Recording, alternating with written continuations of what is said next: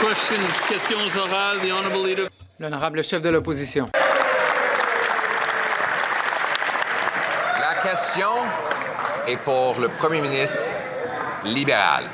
5 jours après avoir appris que le Canada est le seul pays du G7 en récession, le premier ministre a finalement décidé de prendre une question des médias et des nouvelles excuses. Il dit que la raison pour laquelle on est en récession, c'est parce que l'immigration est trop bas. Et si on regarde le PIB par capita, c'est très bon. Le PIB par capita a augmenté de 0,2 0,2 Est-ce que le premier ministre s'attend à une parade pour ça? L'honorable ministre de l'Industrie. Question plutôt que insulter les médias, premier point. Deuxième point, je pense que ce qui est important de comprendre, c'est que, en effet, notre plan fonctionne. Les exportations à l'extérieur des États-Unis sont en hausse, en fait, sont en train de doubler. Autre chose, si on regarde les salaires ont constamment augmenté par rapport à l'inflation. Et en plus, ce qu'on voit, c'est que le Canada est la destination au sein du G7 pour l'investissement étranger ici. Alors, on peut voir que notre plan fonctionne. The leader of the opposition. L'honorable chef de l'opposition. La croissance pour le PIB par capita est assez élevée que le taux de participation du premier ministre dans la période de questions, Monsieur le Président.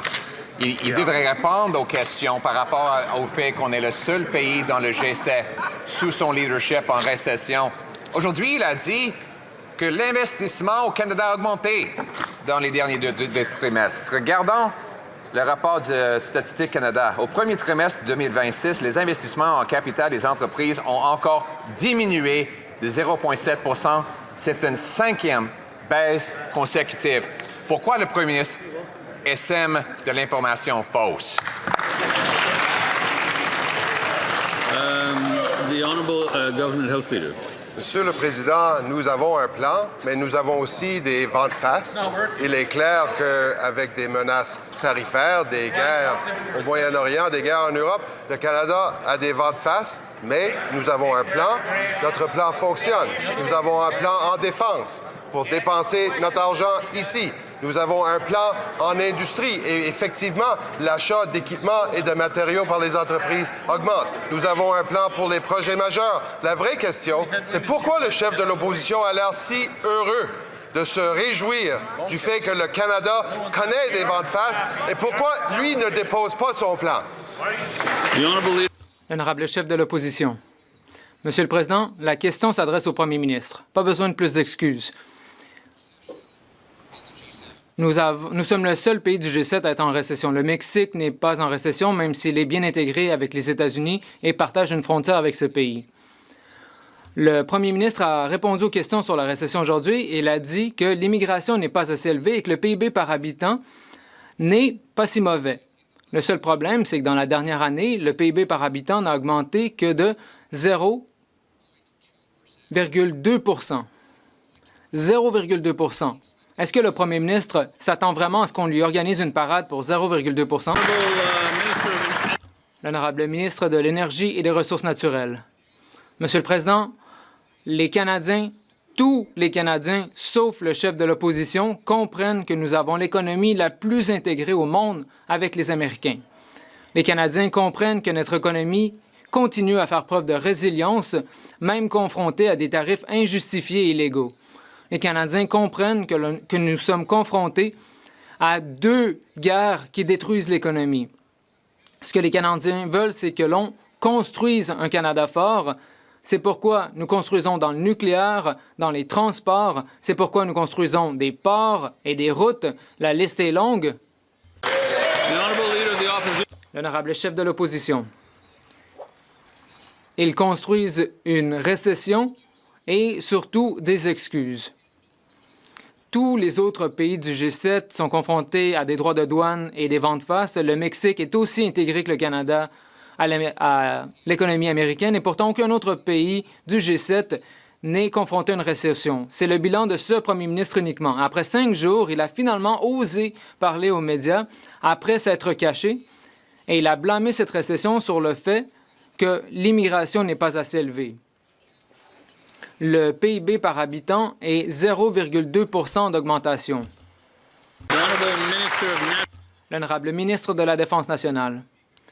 Monsieur le Président, le chef de l'opposition présente de faux messages. Je ne sais pas d'où il tire ces faits, mais il prend des faits disparates et essaie de concocter un narratif crédible. Mais la vérité, c'est que le chef n'a aucun plan. Il n'a rien à dire. Il n'a pas d'argument.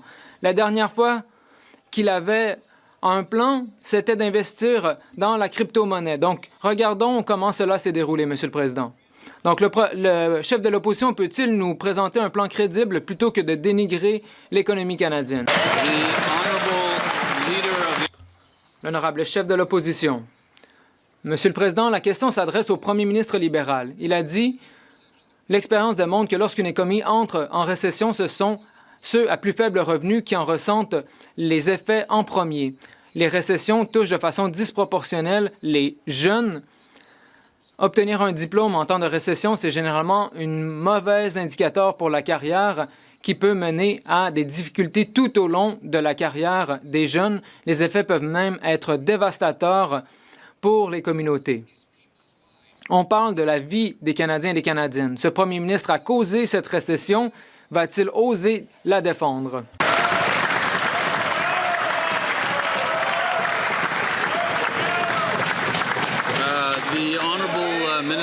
L'honorable ministre du Travail et des Familles. Merci, Monsieur le Président. Vous savez ce qui enthousiasme les Canadiens et les Canadiennes? La construction d'un Canada fort.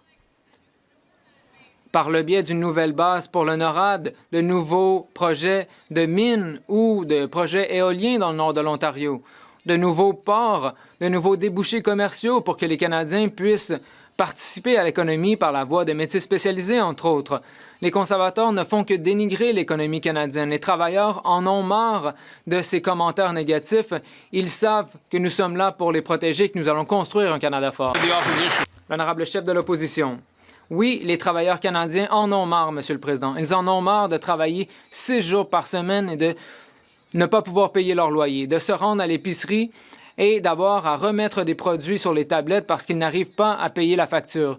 Ils en ont marre de faire la queue aux banques alimentaires et de se faire dire qu'il n'y a plus d'aliments même dans la banque alimentaire. Ils en ont marre de ce premier ministre qui a causé cette récession et qui n'a ni la décence ni le courage de se présenter à la Chambre des communes pour défendre son bilan.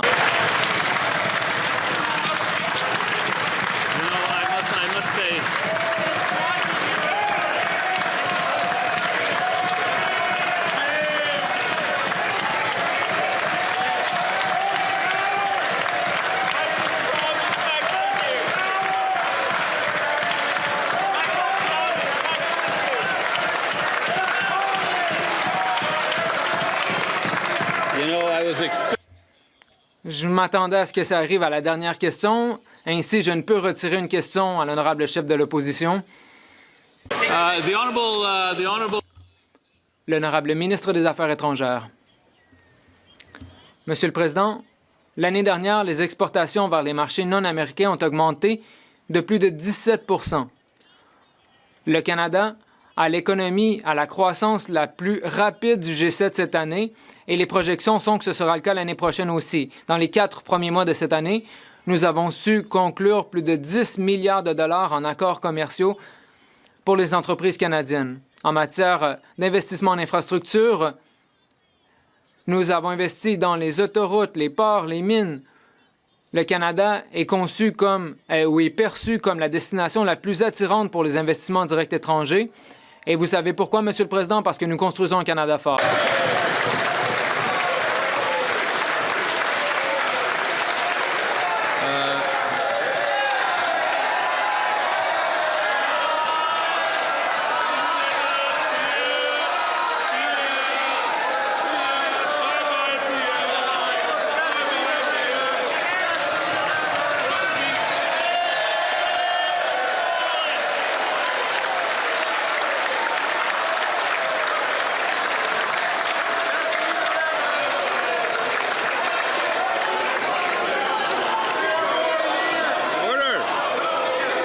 À l'ordre. À l'ordre. Le député de Belleuil-Chambly.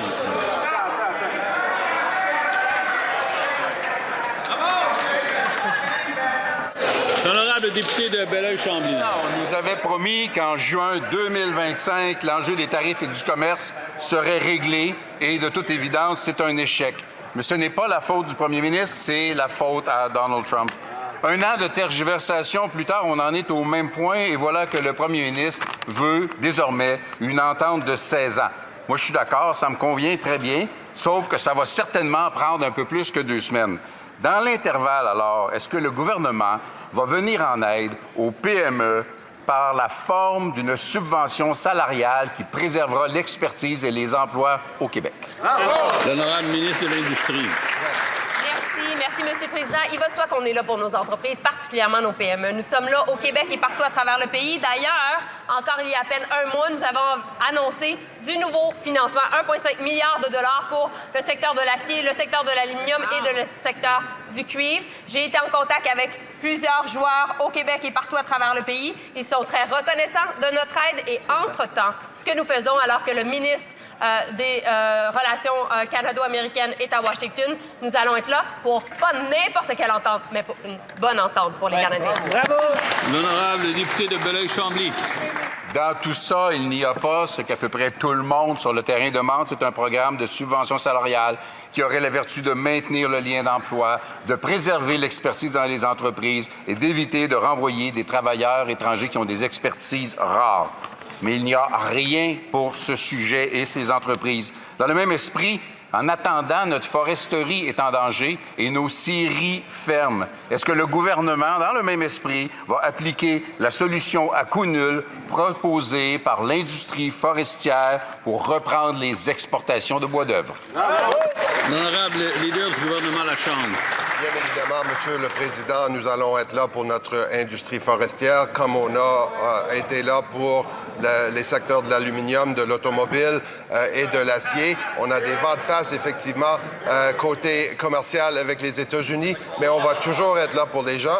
Et preuve à l'appui, le premier ministre est au Québec aujourd'hui. Il sera plus tard au Québec aujourd'hui, justement pour investir des milliards et des milliards dans des communautés, les petites et les grandes communautés du Québec en matière d'infrastructure.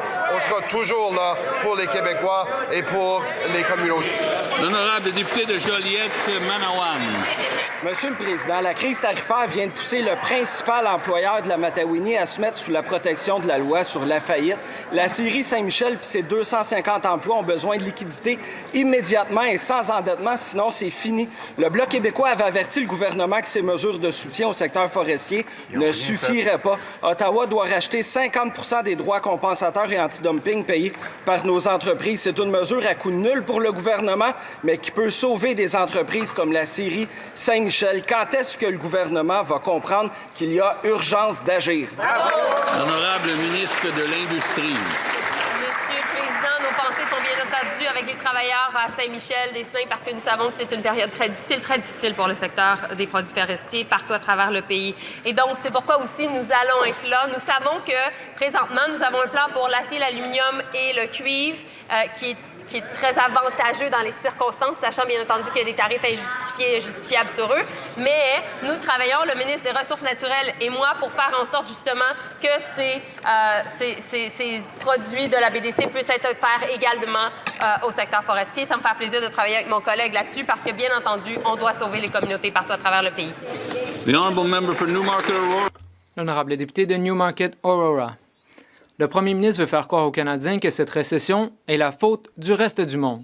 Les droits de douane, les prix de l'énergie, l'incertitude mondiale, autant d'excuses bien commodes pour les libéraux.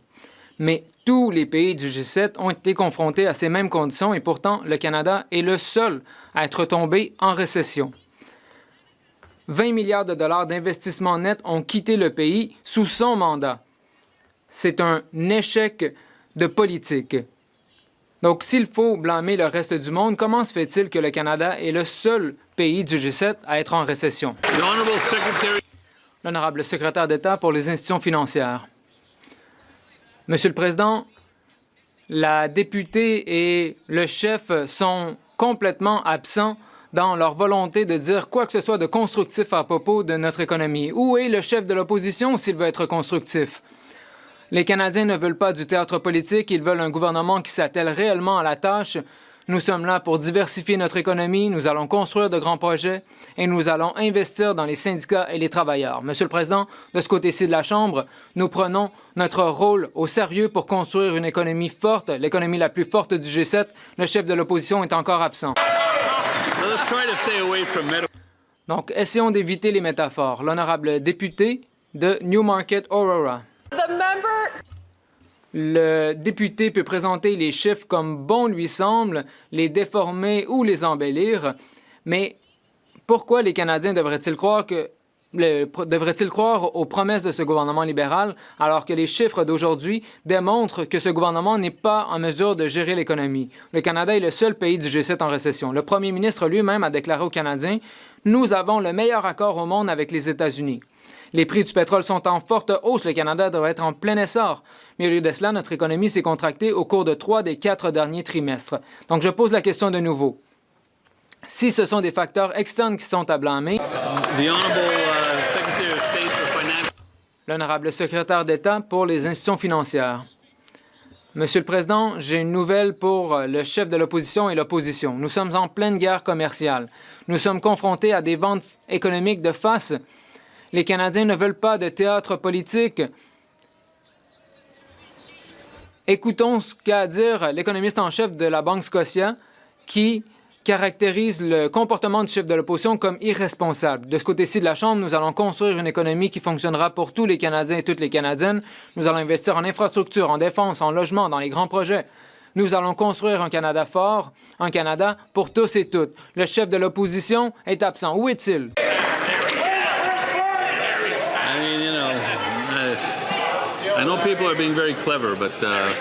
Bon, je sais que les gens utilisent des méthodes détournées. Essayons d'éviter de procéder ainsi. L'honorable député de Terranova-les-Péninsules. Monsieur le Président, une récession, 2 trimestres consécutifs de contraction économique. Le premier ministre a vu des diminutions économiques pendant 3 des 4 trimestres pendant lesquels il a été au pouvoir, ce qui fait du Canada le seul pays en récession. Et bien que les libéraux nient les faits ne chiffrent pas ou ne mentent pas. Il y a plus de petites entreprises qui ferment aujourd'hui que par le passé. La plupart des entrepreneurs recommandent de ne pas se lancer en affaires maintenant. Quand les libéraux vont-ils admettre que ce sont leurs politiques qui ont plongé notre pays en récession? L'honorable ministre des Pêches et des Océans. Monsieur le Président, j'aimerais célébrer le programme des apprentis. Un programme qui vise à former les jeunes au Canada dans les métiers sceaux-rouges. Nous investissons pour construire une économie forte. Près d'1 milliard de dollars pour les ports pour petits bateaux. Ce sera une bonne nouvelle pour les communautés côtières. C'est ce que demandent les Canadiens et c'est ce que nous livrons. Honorable député de Terranova-les-Péninsules. Monsieur le Président, je ne pense pas que ces mots soient rassurants pour les apprentis ou pour les centaines de milliers de Canadiens qui ont perdu leur emploi au cours des derniers mois. Et il y a plus de défauts de paiement hypothécaire que dans tout autre pays du G7. Ce sont 20 milliards de dollars qui ont fui notre pays. Combien d'autres indicateurs doivent virer au rouge avant que ce gouvernement se rende compte que ce que le premier ministre essaie de faire ne fonctionne pas?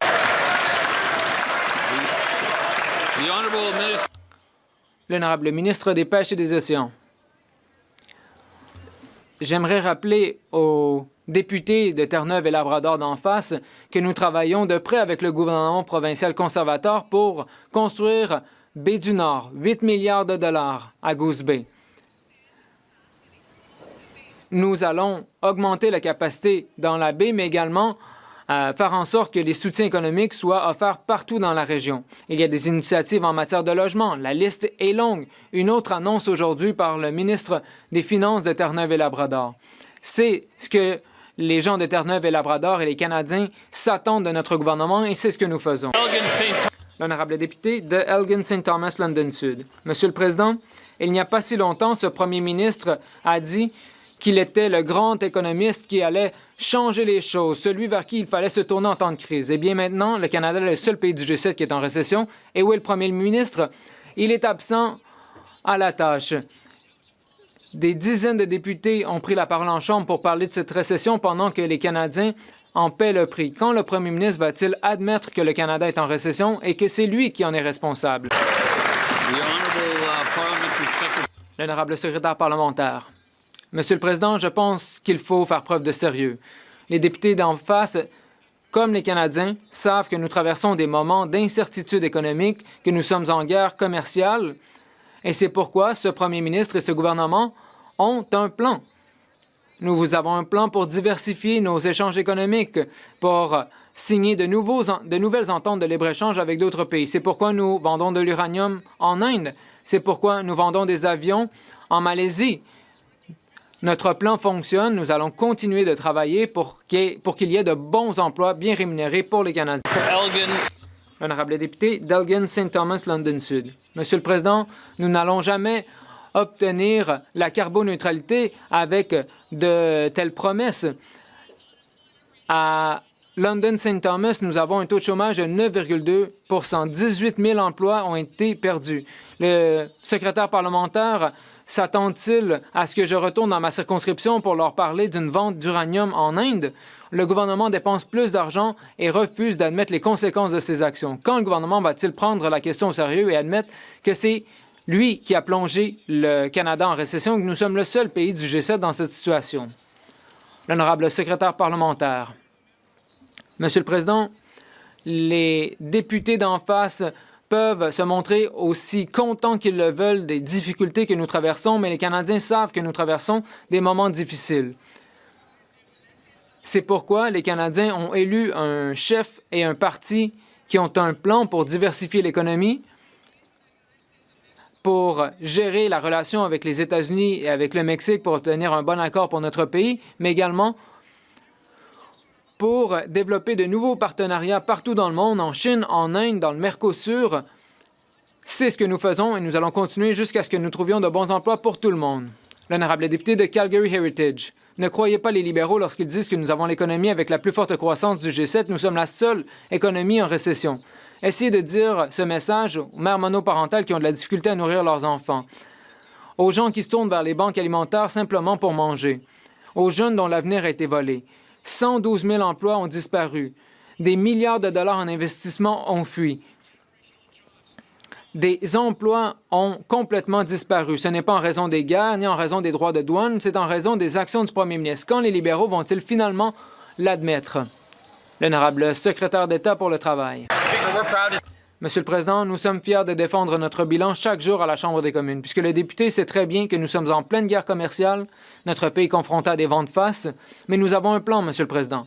Le Canada construit le GNL en Colombie-Britannique, le canola dans les prairies, l'énergie nucléaire en Ontario, l'électricité et l'éolien au Québec et dans les provinces de l'Atlantique, de bons emplois bien rémunérés dans les syndicats et grâce au programme d'apprentis. C'est ce qui permettra de construire un Canada fort. Monsieur le Président, c'est recul après recul en matière de lutte au changement climatique, au point où le député démissionnaire de Laurier-Sainte-Marie en arrive à la pire des conclusions.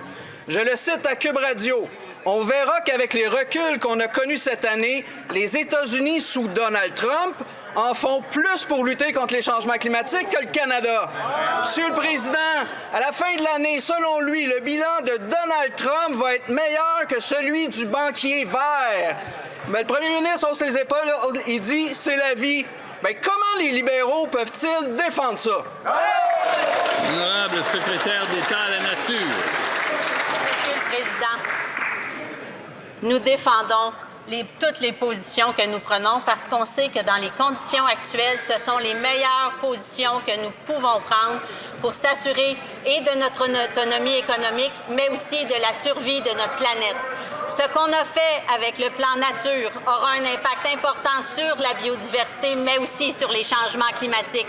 Le règlement sur le méthane aura un impact majeur sur la réduction de la pollution pour les industries fossiles. La stratégie sur les véhicules électriques, la stratégie électrique, ce sont un ensemble de mesures qui font que les Canadiens croient en nous. Merci. L'honorable député de Repentigny. Monsieur le Président, jeudi en comité, les libéraux y ont prouvé qu'ils n'ont pas calculé l'impact de tout leur recul sur l'atteinte de leur cible climatique. Ils n'ont pas de chiffres. le supposé banquier vert, il n'a même pas pris le temps de compter à quel point ces reculs font mal. Mais le député démissionnaire de Laurier-Sainte-Marie estime que quand on va aller voir ces chiffres-là, on va réaliser que le bilan du Canada, il va être pire que celui des États-Unis de Donald Trump. Si la ministre n'est pas d'accord avec lui, c'est simple. Elle a juste à montrer des chiffres qui le contredisent. Quand est-ce qu'on... L'honorable ministre de l'Environnement. Le Bloc a des intérêts dans des chiffres.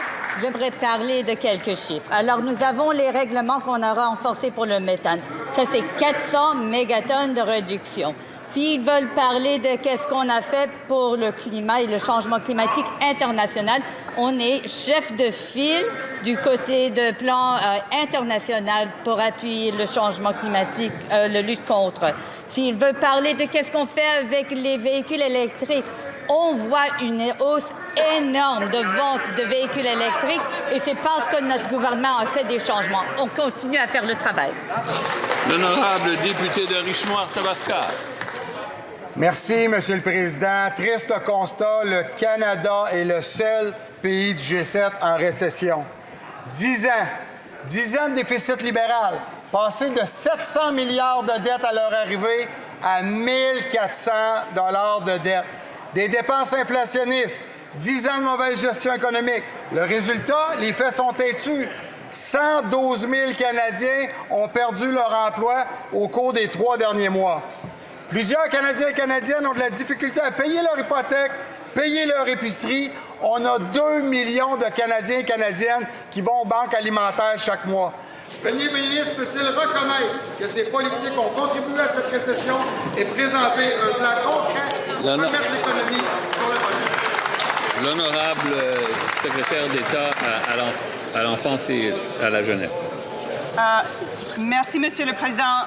Le gouvernement a un plan pour bâtir une économie forte, une économie résiliente. Ça se voit dans les 8 000 emplois à Contrecœur, ça se voit dans les 1 000 emplois à Nouveau Monde Graphite, à Matawini ensuite. On voit en même temps que vendredi, 12 millions de Canadiens vont recevoir l'allocation pour l'épicerie. C'est une augmentation importante pour les familles pour aider avec les coûts de la vie. En plus, on a coupé la taxe sur l'essence. Donc, on est là pour bâtir l'avenir, une économie forte pour tout le monde et en même temps, on appuie les Canadiens, les Canadiennes et les familles à travers le pays. Merci beaucoup. L'honorable député de Richemont-Arthabasca. Merci, Monsieur le Président. Tous les pays du G7 font face aux mêmes défis. Parmi eux, le Canada affiche le 2e taux de chômage le plus élevé. Pendant que les Canadiens et les Canadiennes se serrent la ceinture et en pleine récession, le gaspillage des libéraux est hors de contrôle. Des exemples, Curam, le budget était de 1,75 milliard, 6,6 milliards, déficit de 5 milliards. Terrain de location, 13 500 $ par année, gouvernement libéral loue ça 20 millions par année. Pourquoi le premier ministre demande aux familles et aux Canadiennes de faire des sacrifices alors que le gouvernement dépense sans compte? L'honorable secrétaire d'État. Merci, Monsieur le Président. On continue d'être là pour les familles canadiennes. On a investi dans un programme d'alimentation scolaire pour aider les familles avec le coût de l'épicerie aussi. Ça leur représente plus que 800 $ pour une famille qui en bénéficie. On a aussi un programme de soins dentaires qui aide les familles et les Canadiens avec les frais de la vie. J'aimerais noter, en fait, que dans le comté de mon collègue qui a demandé la question, il y a plus de 32 000 personnes dans sa communauté qui bénéficient du soin dentaire. C'est un programme dont les membres d'en face ont voté contre, mais qui représente l'impact qu'on a à aider les Canadiens puis être là pour eux en ce moment. Merci. L'honorable député de Beauce. Monsieur le Président, ce premier ministre est le seul dirigeant du G7 à avoir conduit son économie à la récession. Cette récession est un résultat de manque de leadership, de dépenses incontrôlées, de taxes élevées qui amènent des pertes d'emplois records. Dans les 360 derniers jours, le PIB a reculé de 0,6 %. Pourtant, Brookfield, lui, a bondi de 19,56 %. Pendant que le premier ministre et ses amis Brookfield s'enrichissent, les Beaucerons et les Beauceronnes s'appauvrissent. Monsieur le Président, le premier ministre libéral va-t-il faire preuve de leadership et prendre cette crise au sérieux? L'honorable ministre de l'Identité et de la Culture canadienne. Monsieur le Président, nous prenons toujours ce qui se passe au Canada au sérieux. Ce qui n'est pas sérieux, c'est le dialogue des conservateurs. Pendant 10 ans, ils ont parlé de productivité. Voilà que dans le dernier quart, la productivité augmente, ils disent absolument rien. C'est l'hypocrisie pure et simple. Honorable député de Beauce. Monsieur le Président, tous les pays du G7 sont confrontés aux mêmes défis. Pourtant, seuls les libéraux ont amené l'économie canadienne à la récession. Les libéraux gaspillent l'argent des contribuables sans compter. Des exemples. Arrive-Can, budget 80 millions, 80 000, excusez, réel 60 milliards, résultat 6,6 milliards.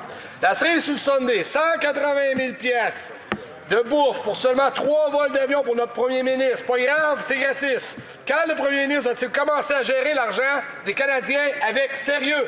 Le ministre. Je vais donner un exemple concret, Monsieur le Président, la pérennisation du programme scolaire pour les enfants. Est-ce qu'il est pour ou contre? J'aimerais l'entendre. L'honorable député de Côte-du-Sud, Rivière-du-Loup, Katamashkomi, Témiscouata. Monsieur le Président, le Canada est le seul pays du G7 en récession. Hier, ma collègue d'en face m'a répondu en essayant de nous convaincre que ça marche. Ça marche, Monsieur le Président, ça marche. Pourtant, le monde de chez nous me dit en masse qu'ils ont la gorge serrée rendue à la caisse de l'épicerie en priant que leur carte va passer pour être sûr qu'il y a de l'argent dans le compte. Comment peut-elle dire que ça marche quand un pays riche comme le Canada est obligé de compter sur des banques alimentaires pour nourrir sa population? Dites-moi ça, là. Secrétaire d'État à la nature. Oui, Monsieur le Président, merci pour votre question. Ben oui, ça marche. Ça marche tellement que quand je vais rencontrer les citoyens dans mon comté, ils savent qu'on travaille avec sérieux pour faire face à des conditions extrêmement difficiles que les citoyens de mon aimable collègue rencontrent. Mais ils savent que quand ils vont recevoir l'allocation pour l'épicerie, les besoins essentiels, c'est une décision que nous avons prise et qui marche pour eux. Décision à laquelle ils n'ont pas appuyé. Quand on soutient l'économie par des investissements, ils sont pas au rendez-vous, ils votent contre. Et ça marche. Nos citoyens le savent que notre approche est sérieuse et va fonctionner. Merci. The honourable member for Cumberland. L'honorable député de Cumberland-Colchester. Savez-vous quelle est la différence entre ce côté-ci de la Chambre et l'autre côté de la Chambre, Monsieur le Président? Les conservateurs se réveillent le matin en espérant lire des mauvaises nouvelles économiques dont ils pourront se servir pour répéter des slogans simplistes, envoyer des courriels de levée de fonds et critiquer les entreprises et travailleurs du Canada. De ce côté-ci de la Chambre, nous nous réveillons le matin en sachant que les Canadiens comptent sur nous pour bâtir une économie plus forte, plus compétitive et plus abordable. Et c'est exactement ce que nous faisons. Le secrétaire d'État des institutions financières peut-il informer la Chambre de la façon dont les novateurs, entrepreneurs et travailleurs canadiens nous aident à évoluer dans un monde en perpétuelle évolution? L'honorable secrétaire d'État pour les institutions financières, j'aimerais remercier la députée de Cumberland-Colchester de son excellente question. La dernière chose dont ont besoin les Canadiens, c'est du théâtre politique et c'est tout ce qu'ils ont de la part du Parti conservateur, de la théâtralité politique. Nous avons un plan, nous allons diversifier nos relations commerciales, nous allons accélérer la mise en chantier de grands projets, nous investissons dans les travailleurs et notre plan fonctionne. Le PIB est en croissance, nous attirons des investissements direct à des niveaux pas vus depuis des décennies. C'est des bonnes nouvelles pour les Canadiens et des mauvaises nouvelles pour les conservateurs. L'honorable député de Battleford, Lloydminster, Meadow Lake. Monsieur le Président, le Canada est maintenant le seul pays du G7 en récession et les Canadiens sont confrontés aux conséquences bien réelles de cette réalité. La demande aux banques alimentaires continue d'augmenter de par le pays et Banque alimentaire Canada rapporte maintenant que des millions de Canadiens subissent des taux records d'insécurité alimentaire. Le fait est qu'un Canadien sur 4 vit maintenant de l'insécurité alimentaire. Si le premier ministre dit que cette récession est causée par les marchés énergétiques mondiaux et les tarifs, pourquoi le Canada est-il le seul pays du G7 à être en récession?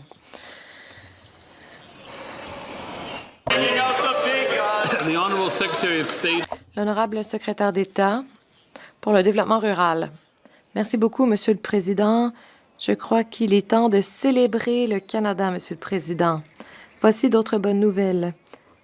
Les ventes de canola canadiens continuent d'approvisionner le monde entier. Le Canada vend aussi de la potasse. Le secteur agroalimentaire du Canada est en plein essor. Nous allons continuer de faire ce dont a besoin le Canada. Nous allons toujours défendre les entreprises touchées par les tarifs. Nous allons protéger les travailleurs. Nous allons défendre notre souveraineté. Nous avons un travail à faire et nous allons accomplir ce travail. L'honorable député de Battleford Lloydminster Meadow Lake. Eh bien, Monsieur le Président, au contraire de ce secrétaire d'État, les Canadiens ne peuvent pas ignorer la réalité de la récession causée par les politiques terribles de ce gouvernement. Banque alimentaire Canada rapporte que des ménages à faible revenu dépensent plus que 100 que leurs revenus sur des besoins essentiels. Chaque autre pays du G7 est confronté aux mêmes pressions mondiales et pourtant le Canada est le seul pays en récession. Pourquoi les Canadiens paient-ils le prix des échecs économiques de ce gouvernement alors que chaque autre pays du G7 a évité la récession? L'honorable secrétaire d'État. Monsieur le Président, je crois que c'est important que nous protégions et que nous défendions notre pays. Les conservateurs ne font que répandre de la négativité. Ils critiquent le Canada plutôt que de l'encourager. En Saskatchewan, pendant 10 longues années, les députés conservateurs se sont tournés les pouces et n'ont rien fait. C'est pour cela que les gens de la Saskatchewan sont en colère. Donc, en bout de ligne, vous venez à Ottawa pour travailler et pourtant, vous n'avez rien fait depuis les 10 dernières années. J'ai vu ce gouvernement accomplir plus en 1 an que ce que les conservateurs ont accompli en 10 ans. L'honorable député de Cambridge. Monsieur le Président, le Canada est maintenant le seul pays du G7 en récession. C'est peut-être une nouvelle importante pour les bureaucrates et les banquiers d'Ottawa, mais dans ma collectivité, les signaux d'alarme sont visibles depuis des mois. Les gens qui travaillent à temps plein ont recours aux banques alimentaires tous les mois. Les libéraux aiment donner la leçon et dire que ce sont les facteurs mondiaux qui sont en cause, mais les autres pays du G7 sont aussi confrontés aux tarifs des États-Unis et ne sont pas, eux, en récession. Pourquoi le Canada est-il le seul pays du G7 en récession en ce moment? L'honorable ministre des Femmes, du Tourisme et des Petites Entreprises. Nous savons que les Canadiens traversent une période difficile. C'est pour cela que notre gouvernement donne un vrai répit aux Canadiens. Grâce au programme d'alimentation dans les écoles, nous donnons des repas gratuits aux élèves dans les écoles. Les Canadiens vont aussi bientôt avoir la prestation pour l'épicerie et les besoins essentiels. C'est une aide véritable que recevront les Canadiens. L'honorable député de Cambridge. Monsieur le Président, cette ministre aime trier les faits sur le volet. 100 000 emplois ont disparu depuis le début de l'année. Mais le gouvernement libéral prétend que tout va bien. Les familles dans ma collectivité ont de vraies questions sur comment ils vont réussir à joindre les deux bouts, comment ils vont se nourrir à leur faim ou comment ils vont garder leurs emplois. Et la réponse de ce premier ministre, c'est de se cacher. Il évite de répondre aux questions, il évite les caméras depuis 5 jours. Pourquoi ce gouvernement, ou plutôt ce premier ministre libéral, manque-t-il à l'appel et pourquoi le Canada est le seul pays du G7 en récession? L'honorable ministre. Monsieur le Président, cette députée représente une circonscription en Ontario. Elle continue à voter contre des mesures qui visent à aider les Canadiens. Plus de 4 millions de personnes en Ontario ont reçu le rabais de TPS, ce qui représente 2,2 milliards de dollars versés aux Ontariens. Nous aidons aussi les acheteurs d'une première propriété dans la province de l'Ontario.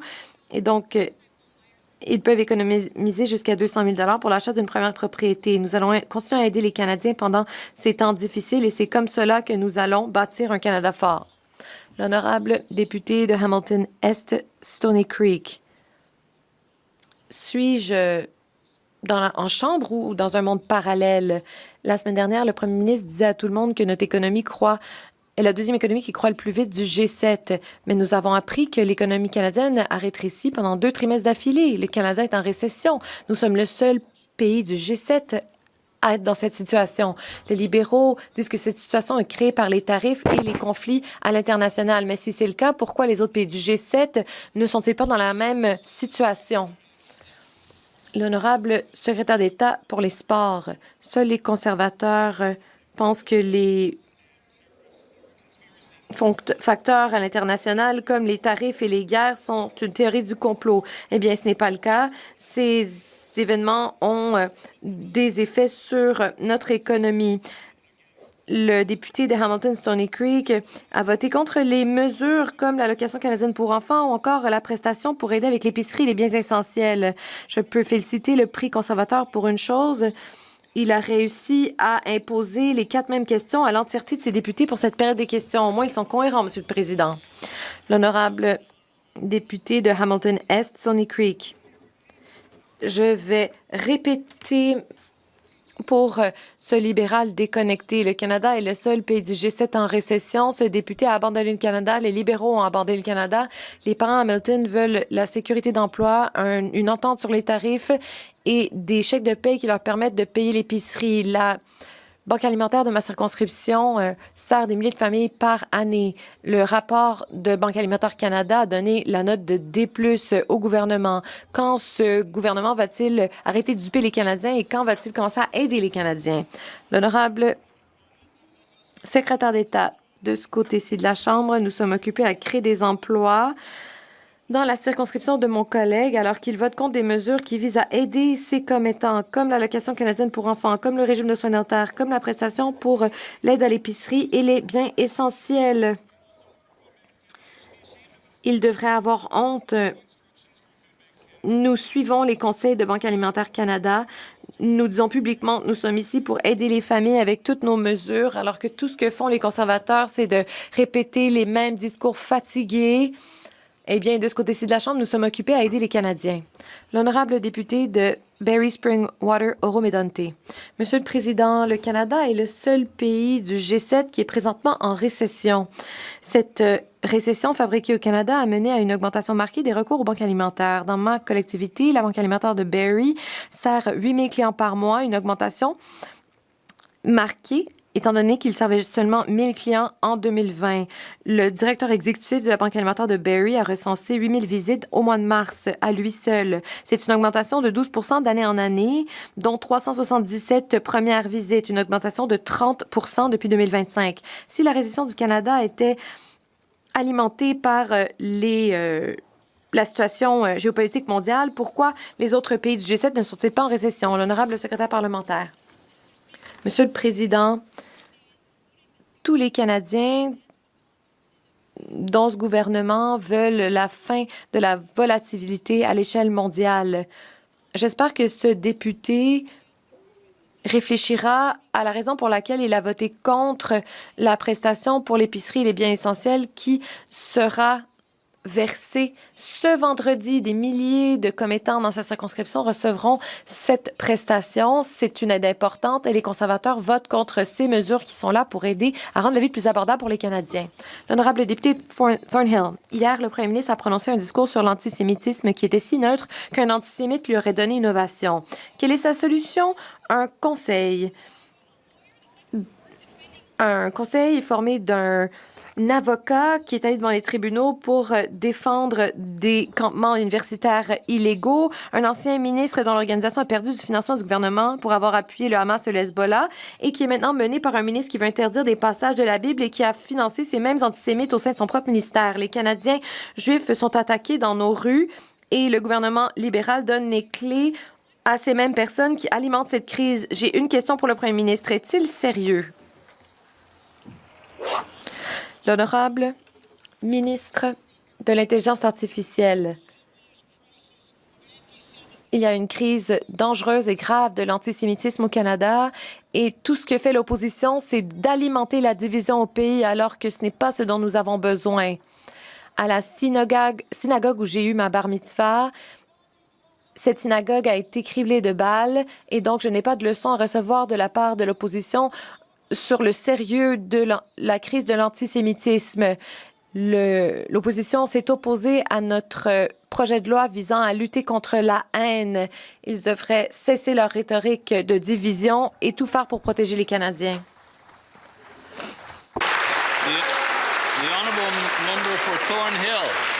L'honorable député de Thornhill, ce ministre devrait demander à quiconque au Canada ou même aux 100 donateurs libéraux qui étaient dans cette pièce hier s'ils se sentent plus en sécurité aujourd'hui. La réponse est non. Ce que nous avons entendu hier était vide de sens. Il était question d'examiner des examens passés, d'étudier des études sur une crise que le gouvernement a financée et alimentée et dont il était responsable.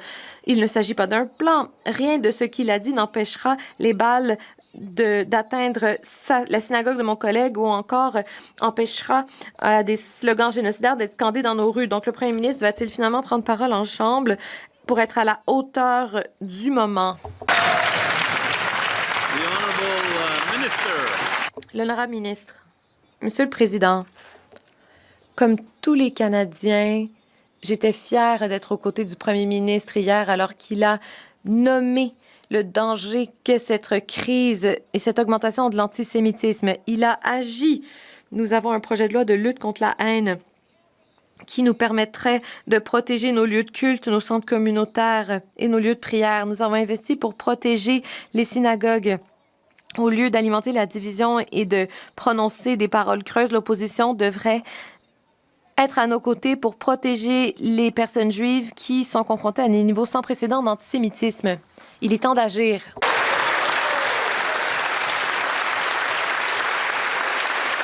L'honorable député de Brome-Missisquoi. Monsieur le Président, nous savons que les conservateurs privilégient les formules percutantes, quitte à négliger les faits.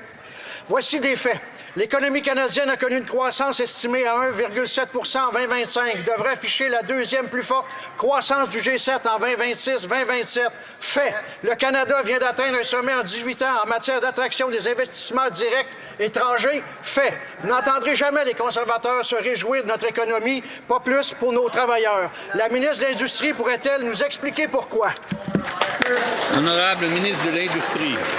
Merci, Monsieur le Président. J'aimerais remercier le député de Brome-Missisquoi pour son importante question. Vous savez, le Canada est une des économies les plus intégrées à celle des États-Unis et en même temps, nous sommes en pleine guerre tarifaire. Et malgré ça, dans des secteurs tarifés, on voit qu'il y a des investissements. D'ailleurs, vendredi dernier, de concert avec la première ministre du Québec, Christine Fréchette, nous avons inauguré AP60, la nouvelle usine, en fait, de Rio Tinto au Saguenay pour produire l'aluminium le plus vert au monde. On a également investi 100 millions de dollars dans L6, la dernière technologie pour de l'aluminium carboneutre. Bref, nous sommes capables de créer des emplois, même en contexte.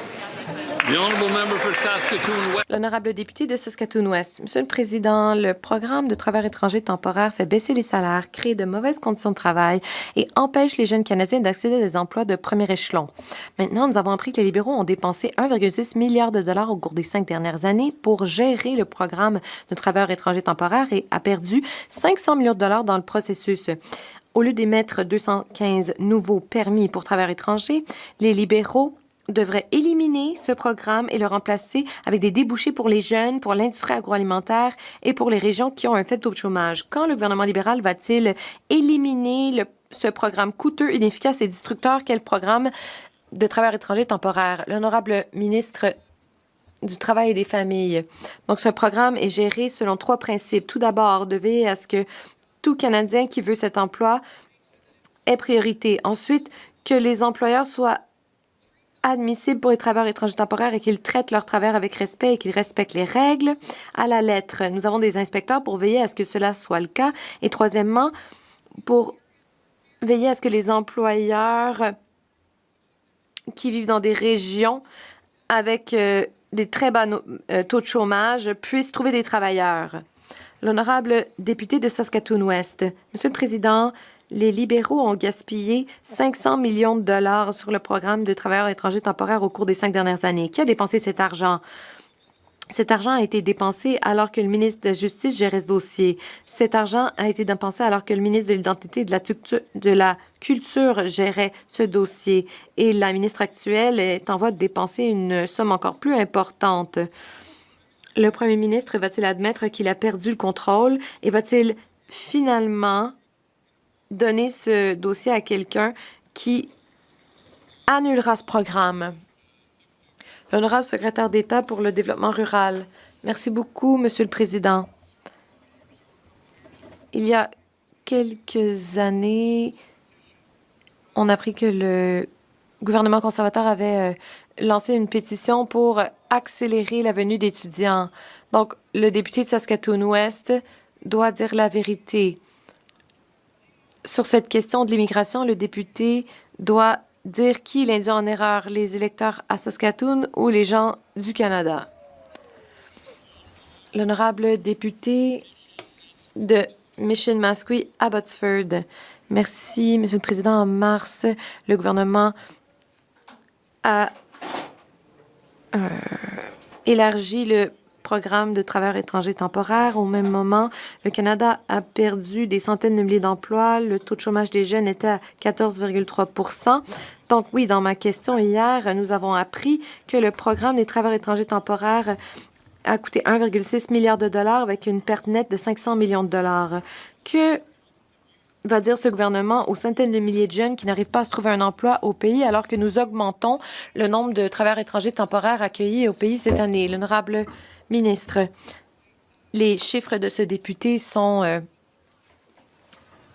incorrects. Les grandes sociétés et d'autres employeurs continuent de plaider en faveur de ce programme, mais ils embauchent en priorité des Canadiens et c'est comme cela que les choses devraient être.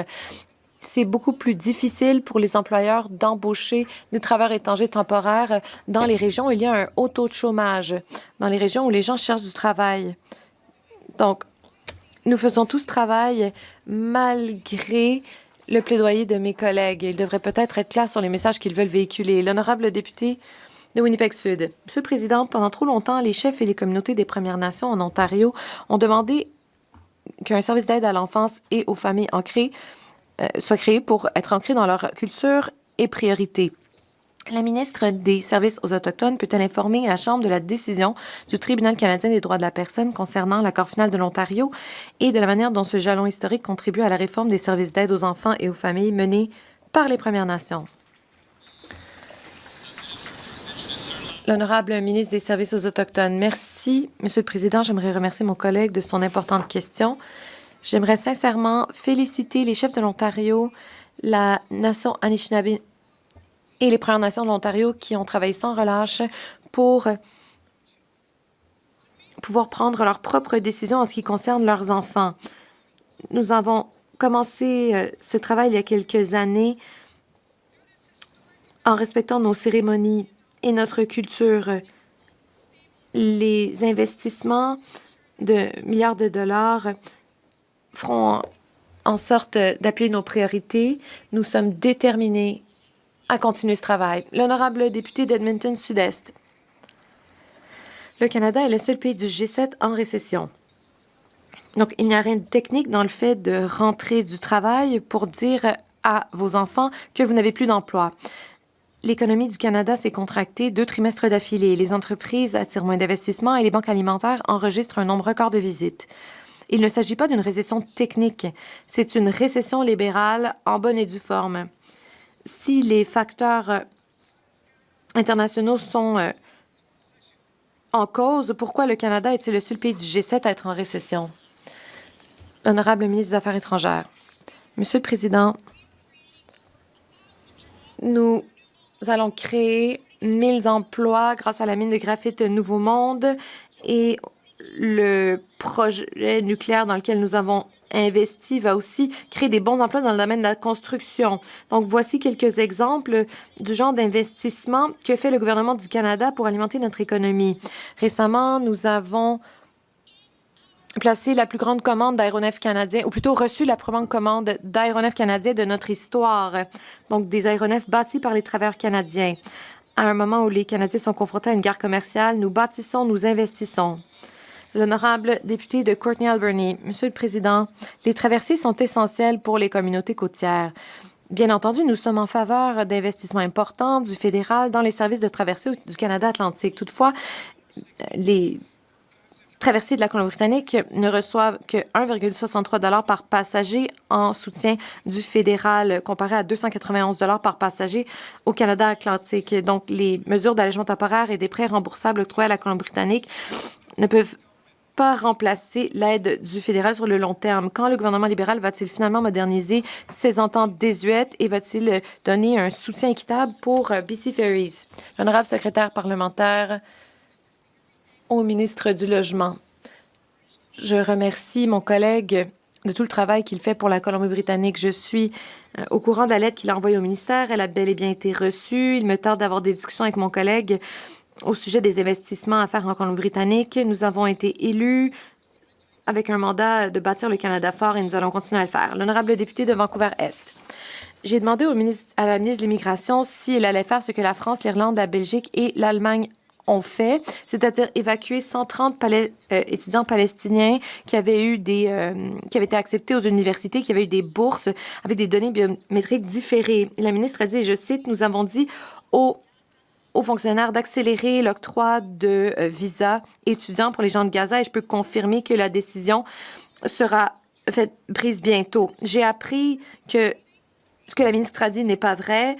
Soit la ministre a délibérément induit les gens en erreur ou elle est inapte. Donc, je ne sais pas ce qui se passe. Le premier ministre va-t-il la licencier?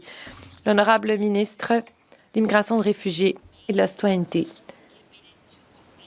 Donc, nous sommes déterminés à honorer nos promesses malgré des défis considérables. 1400 Gazaouis sont arrivés au Canada. J'ai dit aux fonctionnaires de mon ministère d'accélérer le traitement des visas étudiants pour les Palestiniens qui ont pu quitter la région. Ils sont présentement en entrevue et des décisions finales seront prises bientôt. Nous continuons à traiter leurs demandes tout en respectant les mesures visant à protéger notre régime d'immigration. Et au député la présence à la tribune de son Excellence, M. Claude Biesler, président de la Chambre des députés du Grand-Duché de Luxembourg.